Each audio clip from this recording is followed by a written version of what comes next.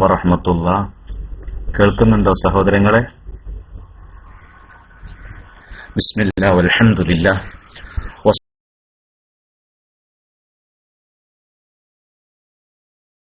വസ്സലാത്തു വസ്സലാമു അലാ റസൂലില്ലാഹ് വഅലാ ആലിഹി വഅസ്ഹാബിഹിൽ ഫായിസീന ബിറിളല്ലാഹ്.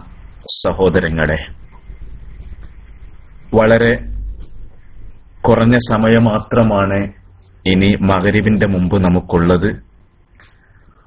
ചില വിഷയങ്ങൾ ഇൽമിന് ഖിദ്മത്ത് ചെയ്യുക എന്ന നിലക്ക് നിങ്ങളുടെ ശ്രദ്ധയിൽ പെടുത്തുകയാണ്. അല്ലാഹു അവന്റെ ദീന് പഠിക്കുവാനും പഠിപ്പിക്കുവാനും പ്രചരിപ്പിക്കുവാനും ജീവിതത്തിൽ പകർത്തുവാനും നമുക്കെല്ലാവർക്കും തൗഫീക്ക് നൽകുമാറാകട്ടെ. പ്രിയപ്പെട്ട സഹോദരങ്ങളെ, മനുഷ്യരായ നാം സാമൂഹിക ജീവിയാണ്. ലോകത്ത് ഒരുപാട് ജീവജാലങ്ങൾ ഉണ്ട്.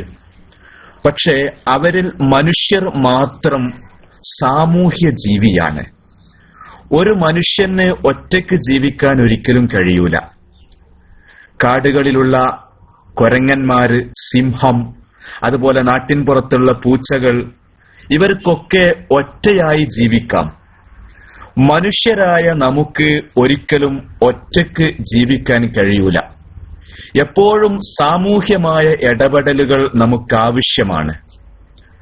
അതിന്റെ ഭാഗമായിട്ടാണ് ദിവസവും പരസ്പരം ആളുകൾ കാണട്ടെ, അന്വേഷിക്കട്ടെ, കുശലാന്വേഷണം നടത്തട്ടെ എന്ന് മനസ്സിലാക്കിയാണ് 5 നേരം അല്ലാഹു തആല ജമാഅത്തായിട്ടുള്ള നിസ്കാരം ശറഅക്കിയത്.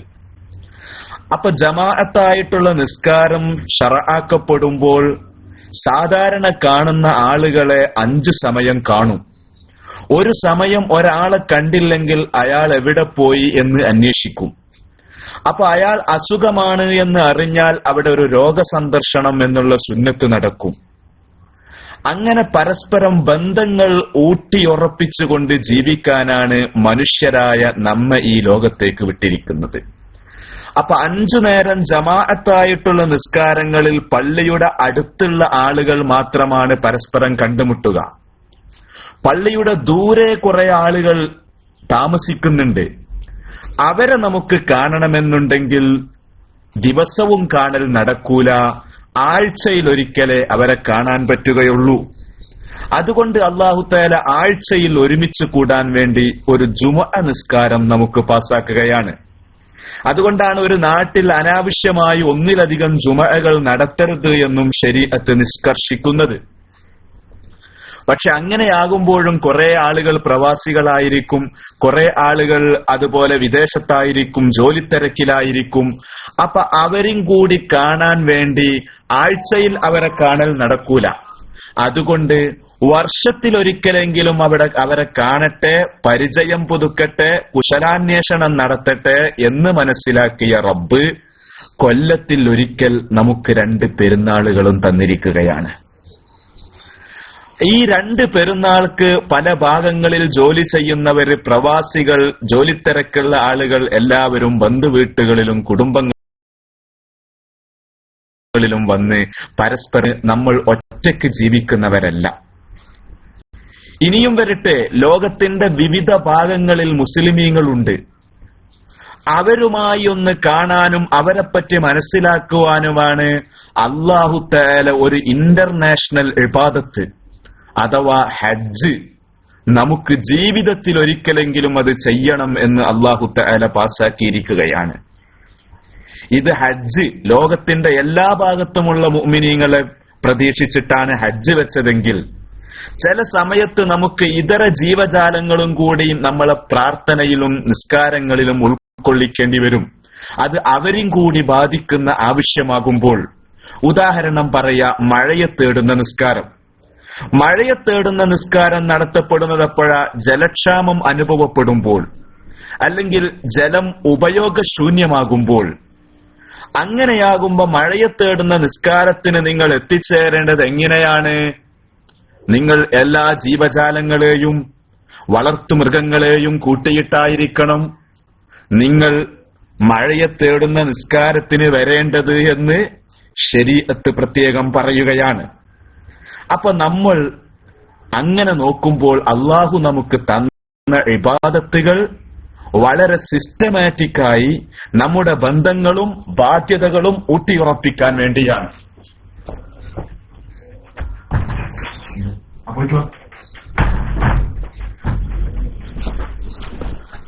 അതാണ് ഇത് പരിശുദ്ധ ഇസ്ലാമിന്റെ മാത്രം പ്രത്യേകതയാണ്.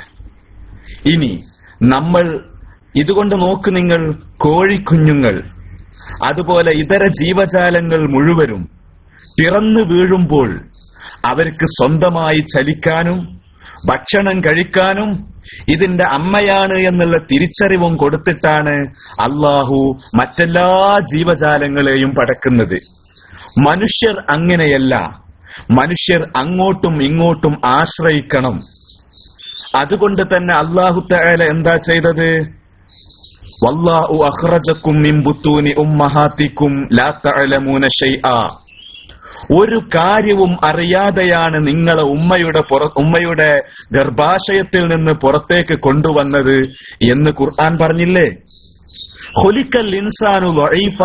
മനുഷ്യരെ ദുർബലരായിട്ടാണ് പടച്ചത്. കോഴിക്കുഞ്ഞുങ്ങളും മറ്റെല്ലാ ജീവജാലങ്ങളും പ്രസവിച്ച ഉടനെ തന്നെ അവർ ഭക്ഷണം കഴിക്കുന്നു, അവർക്ക് അമ്മയാണ് എന്നുള്ള തിരിച്ചറിവ് നടക്കുന്നു. അതേ സമയത്ത് മനുഷ്യർ അവരെ ദുർബലരായിട്ടാണ് പടക്കുന്നത്. കാരണം അള്ളാഹുവിനറിയാം ഇവൻ ഭാവിയിൽ ഇവൻ ടെക്നോളജി കീഴടക്കുന്നവനാണ്, ഇവൻ ഈ ലോകം മുഴുവൻ കൈപ്പിടിയിൽ ഒതുക്കുന്നവനാണ്, ഈ ലോകം നശിപ്പിക്കാൻ ഒരു വേള അവൻ ചിന്തിക്കും. ഇവനെ വളർത്തിയതായ മാതാപിതാക്കൾക്ക് നേരെ ഇവൻ തിരിയാൻ പാടില്ല. അപ്പൊ എങ്ങനെയാണ് ഞാൻ വളർന്നു വന്നത് എന്ന് മനസ്സിലാക്കാൻ വേണ്ടി, എന്നിട്ട് അതിലൂടെ എല്ലാവരോടും സാമൂഹികമായ നല്ല ഇടപെടലുകൾ നടത്താൻ വേണ്ടിയിട്ടാണ് അള്ളാഹു മനുഷ്യരെ മാത്രം ഈ രൂപത്തിൽ ദുർബലരായി പടച്ചിട്ടുള്ളത്. കാരണം നമ്മൾ പരസ്പരം നല്ല മര്യാദയിൽ ജീവിക്കേണ്ടവരാണ്. കൂട്ടത്തിൽ നമ്മൾ വളരെ വളരെ ശ്രദ്ധിക്കേണ്ട ഒരു ബാധ്യതയാണ് നമ്മുടെ അയൽക്കാരോടുള്ള ബാധ്യത. നബി സല്ലല്ലാഹു അലൈഹി വസല്ലമ പറഞ്ഞു, ഹുർമത്തുൽ ജാരി അലൽ ജാരി കഹുർമത്തി ഉമ്മിഹി. ഒരു അയൽവാസിക്ക് ഒരാള് തന്റെ അയൽവാസിയോട് കാണിക്കേണ്ട മര്യാദ ഉമ്മയോട് കാണിക്കുന്ന മര്യാദയെ പോലെയാണെന്ന് നബി സല്ലല്ലാഹു അലൈഹി വസല്ലമ പഠിപ്പിച്ചതാ. ഇന്നൊക്കെ നമ്മുടെ നാട്ടിൻപുറങ്ങളിൽ എത്ര പരിതാപകരമാണ് അയൽവാസികളും തമ്മിലുള്ള ബന്ധം. നോക്കൂ നിങ്ങൾ, എപ്പോഴും പ്രശ്നങ്ങളാണ് കോടതികളിൽ കെട്ടിക്കിടക്കുന്നത്. അയൽക്കാർ തമ്മിലുള്ള വഴിതർക്കമാണ്, ലൈന് വലിക്കാൻ അനുവദിക്കാത്തതിന്റെ പ്രശ്നമാണ്, പോസ്റ്റ് സ്ഥാപിക്കാൻ പറ്റാത്ത പ്രശ്നം, റോഡ് കിട്ടാത്ത പ്രശ്നം, മയ്യത്ത് പോലും കൊണ്ടുപോകാൻ കഴിയാത്ത ബുദ്ധിമുട്ടുകൾ, സ്ഥലം വിറ്റാൽ പോകാത്ത വിഷയം, അതുപോലെ വഴിയില്ലാത്തത് കൊണ്ട്, ഗതാഗത സൗകര്യമില്ലാത്തത് കൊണ്ട് മക്കളെ കെട്ടിക്കാനും വിവാഹത്തിനും തടസ്സങ്ങൾ. ഇതെല്ലാം അയൽക്കാർ സഹകരിക്കാത്തത് കൊണ്ടും അയൽക്കാർ തമ്മിലുള്ള പ്രശ്നം കാരണമാണ് കോടതികളിൽ കേസുകൾ കെട്ടിക്കിടക്കുന്നത്. പരിശുദ്ധ ഇസ്ലാം കർശനമായിട്ട് പറഞ്ഞിട്ടുണ്ട്. നബി സല്ലല്ലാഹു അലൈഹി വസല്ലമ പറഞ്ഞു, മൻ ആദാ ജാറഹു ഫഖദ് ആദാനി. അയൽവാസിയെ ബുദ്ധിമുട്ടിച്ചാൽ അവൻ എന്നെയാണ് ബുദ്ധിമുട്ടിക്കുന്നത്. വമൻ ആദാനി ഫഖദ് ആദല്ലാ. എന്നെ ബുദ്ധിമുട്ടിച്ചാൽ അള്ളാഹുവിനെ ബുദ്ധിമുട്ടിച്ചു. അപ്പൊ അയൽവാസിയെ ബുദ്ധിമുട്ടിക്കുന്നവൻ നബിയെയും അള്ളാഹുവിനെയും ബുദ്ധിമുട്ടിച്ചവനെ പോലെയാണെന്ന് നബി സല്ലല്ലാഹു അലൈഹി വസല്ലമ പറഞ്ഞതാണ്. ആരാണ് അയൽവാസി? അതും ഹദീസിൽ തന്നെയുണ്ട്. അല ഇന്ന അർബഈന ജാർ.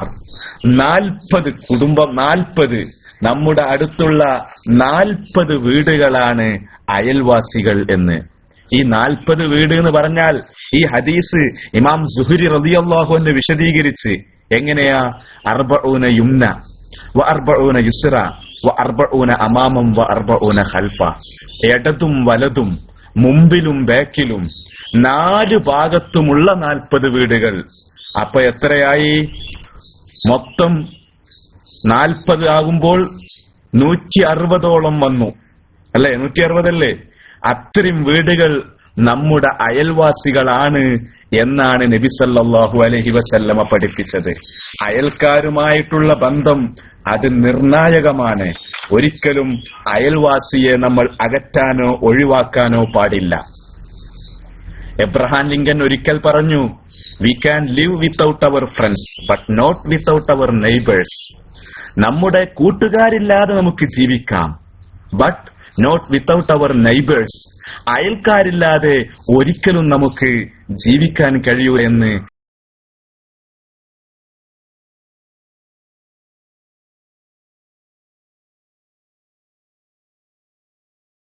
പറയുകയുണ്ടായി. അതല്ല നമ്മുടെ വിഷയം.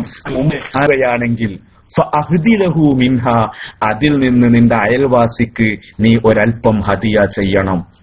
വ ഇല്ലം തഫ്അൽ, അതിന് നിനക്ക് പറ്റുന്നില്ലെങ്കിൽ ഫഅദ്ഖിൽഹാ സിർറൻ, രഹസ്യമായിട്ടായിരിക്കണം നീ ആ പഴം കൊണ്ടുപോകുന്നത്. വലാ യഖ്റുജു ബിഹാ വലതുക, നിന്റെ കുട്ടി ആ പഴവുമായി അയൽ വീട്ടിലേക്ക് പുറപ്പെടരുത്, അവിടുത്തെ കുട്ടികൾക്കത് ബുദ്ധിമുട്ടാകും എന്ന് വരെ നമ്മുടെ അസറുകളിൽ വന്നതാണ്. നോക്ക് നിങ്ങൾ, മഹാനായ റസൂലുള്ളാഹി സല്ലല്ലാഹു അലൈഹി വസല്ലമ ഒരു യുദ്ധത്തിന് പോവുകയാണ്. പോകുന്ന സമയത്ത് നബി തങ്ങൾ പറഞ്ഞു, ലാ യസ്ഹബിനൽ യൗം മൻ ആദാ ജാറഹു, അയൽവാസികളെ ബുദ്ധിമുട്ടിച്ച ആള് ഇന്ന് യുദ്ധത്തിന് പോരരുത്. നോക്ക് നിങ്ങൾ, ഒരു നല്ലൊരു വഴിക്ക് പോകുമ്പോൾ അയൽവാസികളുമായി നല്ല ബന്ധത്തിലില്ലാത്ത ആള് കൂടെ വരണ്ട എന്ന് നബി തങ്ങൾ തീർത്തു പറഞ്ഞ്.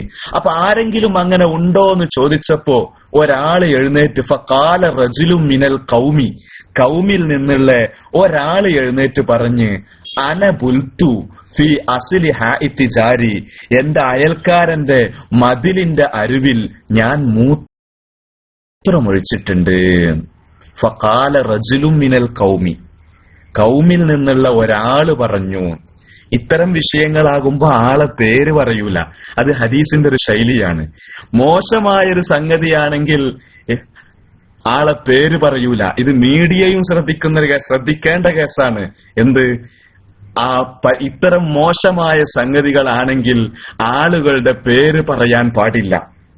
അതുപോലെ ചീത്ത പറയുകയാണെങ്കിൽ നബി സല്ലല്ലാഹു അലൈഹി വസല്ലമ എങ്ങനെയാണ് ഉപദേശിക്കുക? എന്തെങ്കിലും അതിർത്തികരമായ കാര്യങ്ങൾ കണ്ടാൽ നബി തങ്ങൾ ഒരാളെടുത്തുനിന്നാ കണ്ടിട്ടുണ്ടാകുക. പക്ഷെ നബിയുടെ ചീത്തയുടെയും ഉപദേശത്തിന്റെയും ശൈലി എങ്ങനെ? ചീത്ത എന്ന് പറഞ്ഞുകൂടാ, ഉപദേശത്തിന്റെ ശൈലി എന്താ? മാബാലു അക്വാമിൻ, എന്താ ചില ആൾക്കാരുടെ അവസ്ഥ? അവര് സുജൂദിൽ അതാ മേപ്പെട്ട് നോക്കുന്നു. അപ്പൊ ചില ആളുകൾ എന്ന് പറഞ്ഞിട്ടാ നബി തങ്ങൾ ഉപദേശിക്കുക. കാരണം ആളെ പറഞ്ഞിട്ട് അയാൾക്ക് മോശമാവരുത്, മുഷിപ്പാവരുത്, വിഷമമാവരുത്. ഇരിക്കട്ടെ, നമ്മളെ വിഷയം അതല്ല. ഇത് മീഡിയകളും ശ്രദ്ധിക്കണം. ഇത്തരം വിഷയങ്ങൾ റിപ്പോർട്ട് ചെയ്യുമ്പോ ഒരിക്കലും പേര് പറയരുത് എന്ന് അത് സന്ദർഭത്തിൽ നിന്ന് മനസ്സിലാക്കാം. ഏതായാലും ഒരാൾ എഴുന്നേറ്റ് പറഞ്ഞ് ഞാൻ എന്റെ അയൽക്കാരന്റെ വീടിന്റെ മതിലിൽ മൂത്രമൊഴിച്ചു. അപ്പൊ നബി തങ്ങൾ പറയുകയാണ്, ലാ തസ്ഹബ്നൽ യൗം, ഇന്നത്തെ യുദ്ധത്തിന് നിങ്ങൾ വരേണ്ട, നിങ്ങൾ ഞങ്ങളെ കൂടെ പോരണ്ട. എന്താ കാര്യം? അയൽവാസികളുമായി നല്ല ബന്ധത്തിലല്ലാത്ത ഒരു മനുഷ്യനെ ഒരു സംഗതിക്ക് കൂട്ടിയാൽ അത് ശൂമാണ്, അതൊരു അപലക്ഷണമാണ്.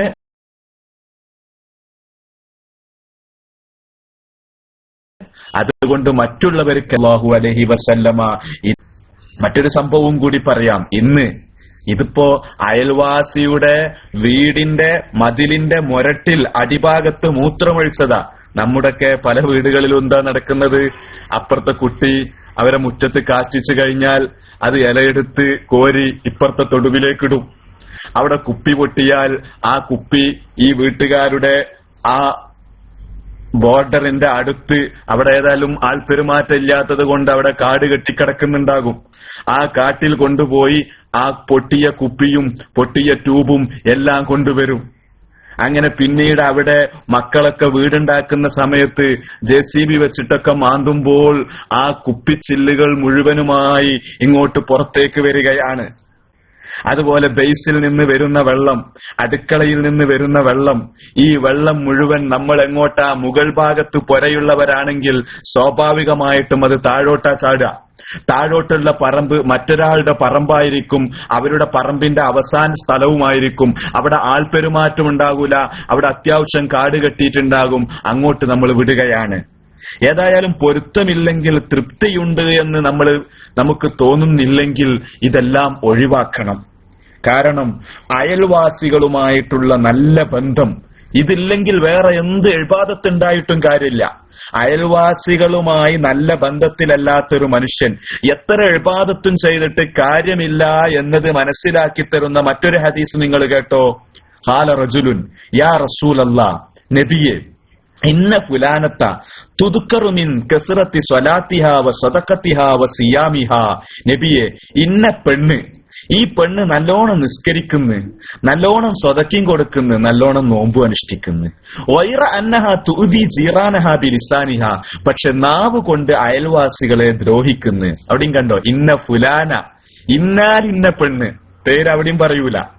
ഇന്നാലിന്ന പെണ്ണ് നല്ല നിസ്കാരാണ്, നല്ല സ്വതക്കയാണ്, നോമ്പ് എപ്പോഴും നോക്കും, പക്ഷേ അയൽക്കാരെ വല്ലാതെ ഉപദ്രവിക്കുന്ന പെണ്ണാണ് എന്ന് പറഞ്ഞപ്പോൾ നബി പറഞ്ഞു, ഹിയ ഫിന്നാർ, അവൾ നരകത്തിലാണ്.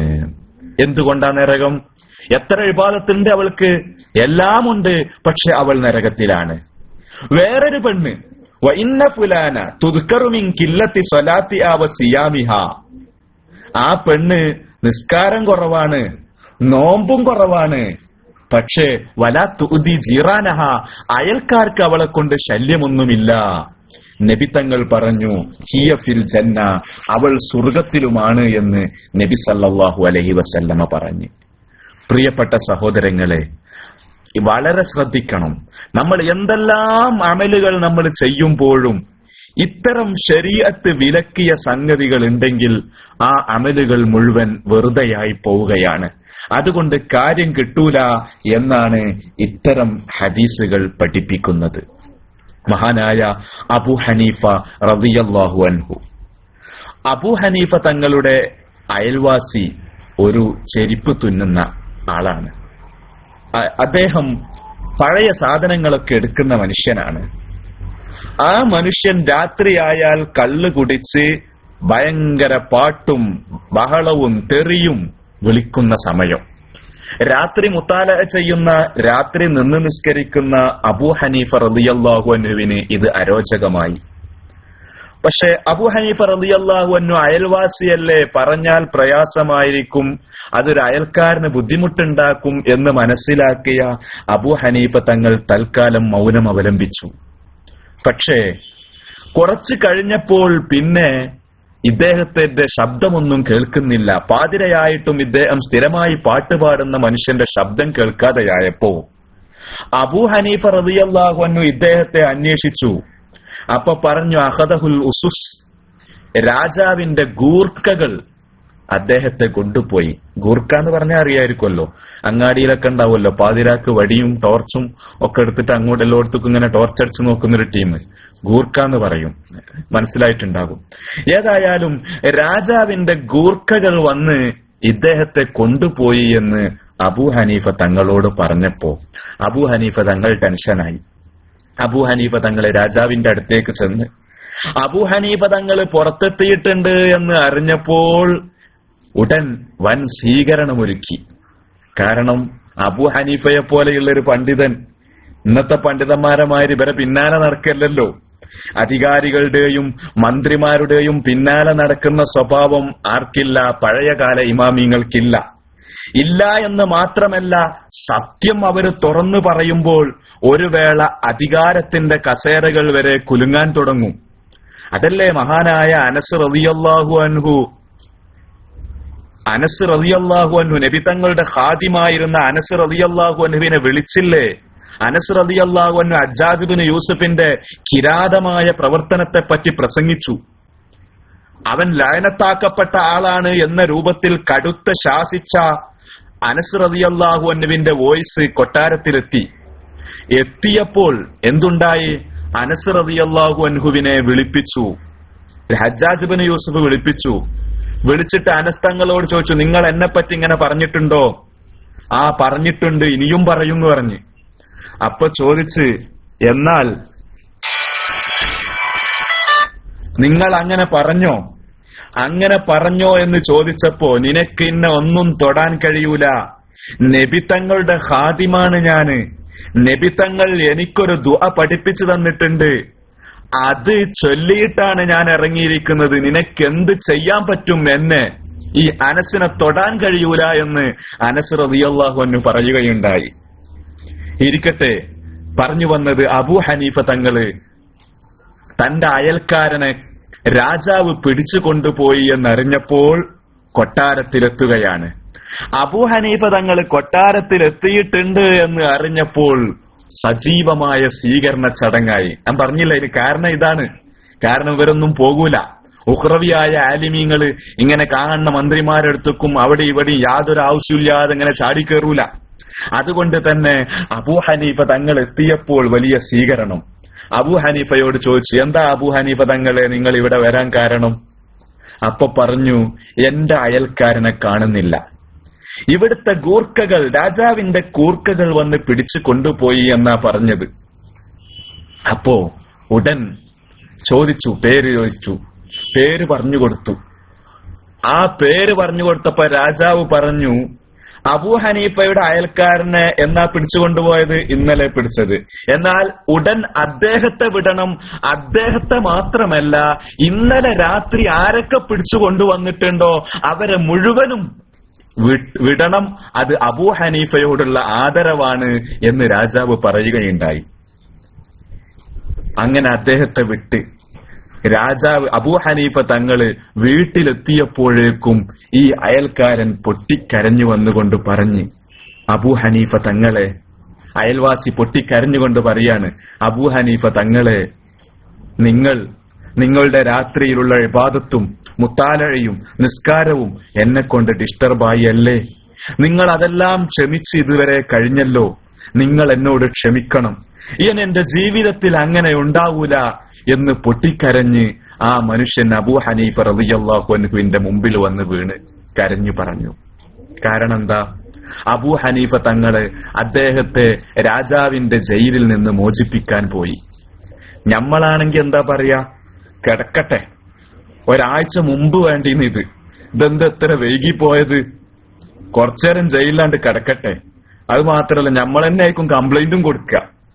ഇതങ്ങനല്ല, ഇത് രാജാവിന്റെ ഗൂർഖകൾ എങ്ങനെയോ അറിഞ്ഞ് വന്ന് പിടിച്ചുകൊണ്ടുപോയതാ.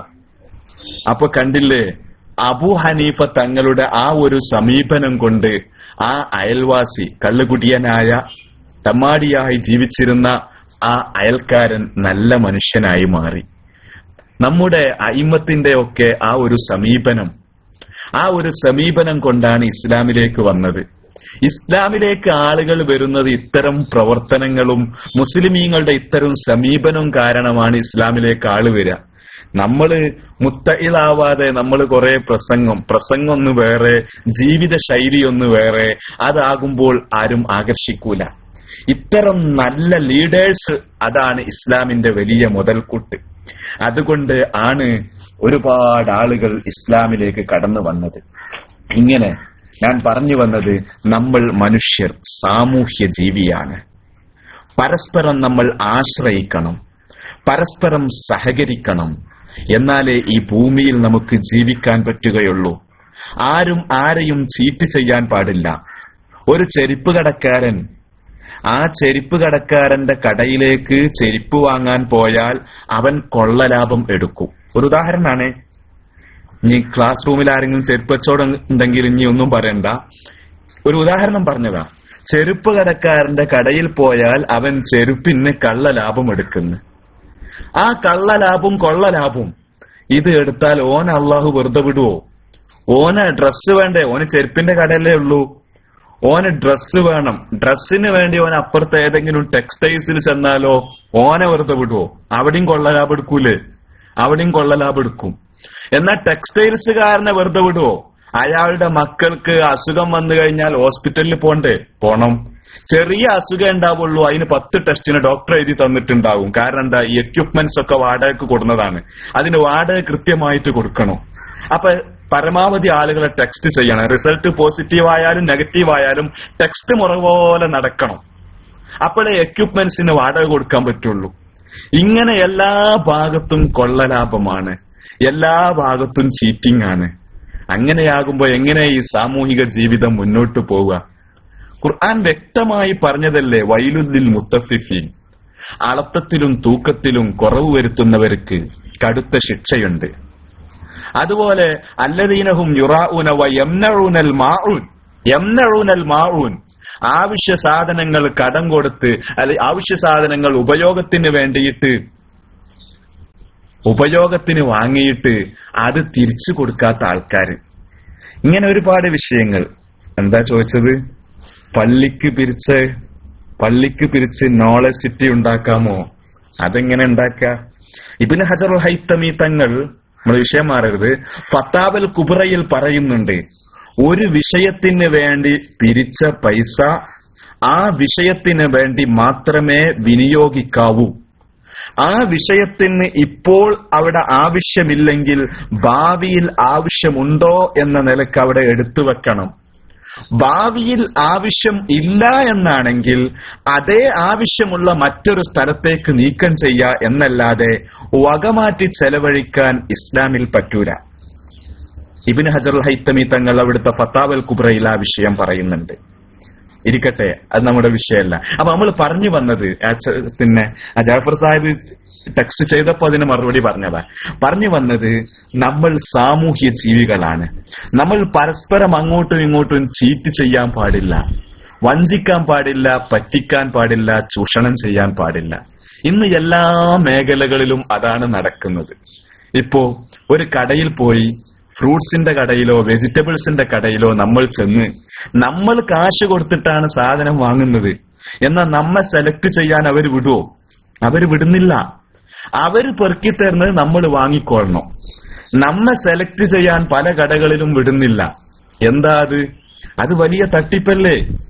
അള്ള പൊറുക്കും. അത് നമ്മൾ കാശ് തരുന്നുണ്ടെങ്കിൽ സാധനം സെലക്ട് ചെയ്യാൻ നമ്മളെ അനുവദിക്കണം. ഒരു ഉദാഹരണം, മുന്തിരി വാങ്ങുകയാണ് നമ്മൾ. അങ്ങനെ മുന്തിരി വാങ്ങുന്ന സമയത്ത് മുകളിൽ നല്ല മുന്തിരി വെച്ചിട്ടുണ്ടാകും. പക്ഷെ ആ മുകളിൽ നിന്ന് എടുക്കാൻ നമ്മളെ വിടോ? ഇല്ല. അയാൾ അടിയിൽ നിന്ന് ഇങ്ങനെ വലിച്ചു നമുക്ക് തരികയാണ്. അത് പുരയിൽ പോയി ഉപയോഗിക്കുമ്പോഴാണ് നമുക്ക് വിവരം അറിയുക. എല്ലാ സ്ഥലത്തും അങ്ങനെ. ഈ ചിക്കൻ സ്റ്റാളിൽ നിങ്ങൾ പോയില്ലേ?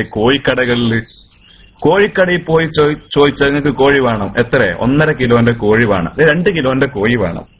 2 കിലോന്റെ കോഴി വേണമെന്ന് പറഞ്ഞാൽ അയാളൊന്നിങ്ങനെ നോക്കുകയാണ്, തുറച്ചു നോക്കുകയാണ്.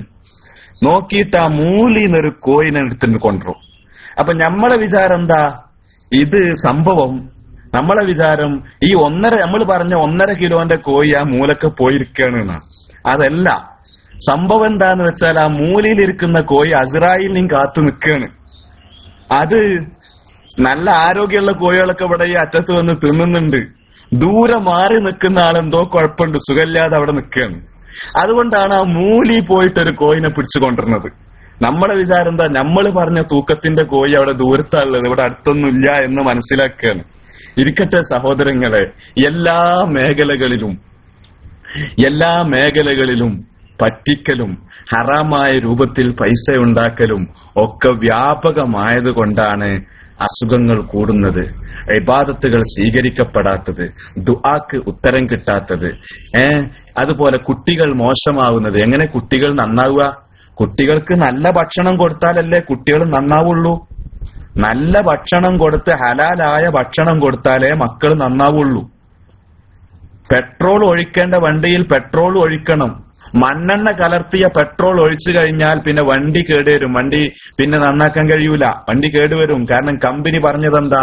നല്ല പെട്രോൾ, ശുദ്ധമായ പെട്രോൾ ഒഴിക്കണം, എന്നാൽ കുറെ കാലം നല്ല നിലക്ക് കൊണ്ടുപോകാന്നാ പറഞ്ഞത്. പിന്നെ അതിൽ മായം കലർത്തിയാലോ അത് നാശാവും. അപ്പൊ നമ്മുടെ മക്കൾക്ക് നല്ല ഭക്ഷണം നമ്മൾ കൊടുക്കണം. ഈ രൂപത്തിൽ ഹറാമും ഹലാലും ഒക്കെ കൂടിക്കലർന്ന ഭക്ഷണമാകുമ്പോൾ മക്കളും മോശമാകും. നമ്മൾ നേരത്തെ പറഞ്ഞു മഹാനായ അബൂ ഹനീഫ റളിയല്ലാഹു അൻഹു. അബൂ ഹനീഫയുടെ ജീവചരിത്രത്തിലേക്ക്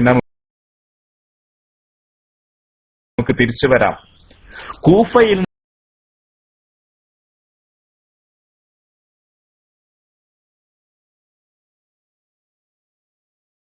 നിന്ന് ഒരു ആടിനെ കളവ് പോയി. ആ കളവ് എപ്പോ